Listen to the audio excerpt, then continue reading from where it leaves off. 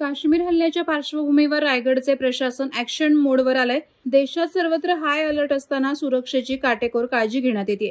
26/11चा हल्ला सागरी मार्गे झाला होता। आता पुन्हा तीच चूक होऊ नये, सागरी सुरक्षा काटेकोर राहावी यासाठी प्रशासनानं अभिनव अभियान सुरू केलं आहे।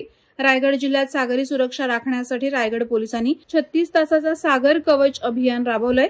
दिनांक 28 एप्रिलच्या पहाटे 6 वाजल्यापासून या अभियानाला सुरुवात झाली आहे। या अभियानात जिल्ह्यातील सागरी किनारी भागांमध्ये चेकपोस्ट, तपासी नाके तयार करून पोलीस आणि सागरी तटरक्षक दलाचे जवान तैनात केलेत। या अभियानाअंतर्गत म्हसळा सहाय्यक पोलीस निरीक्षक संदीप कहाले, पोलीस उपनिरीक्षक धुमासकर, पोलीस उपनिरीक्षक ज्ञानेश्वर एडवले, पोलीस शिपाई हांबीर, वाहतूक पोलीस विनायक चांदोरकर, वर्षा पाटील आणि इतर कर्मचाऱ्यांनी सकाळपासूनच म्हसळा साई चेकपोस्ट, वांगणी चेकपोस्ट आणि कोळे चेकपोस्ट येथे संशयित व्यक्ती आणि वाहनांची तपासणी सुरू केली आहे। सागरी सुरक्षेसाठी या अभियानात वरिष्ठांकडून पोलिसांना सज्ज राहण्याचा सल्ला देण्यात आलाय।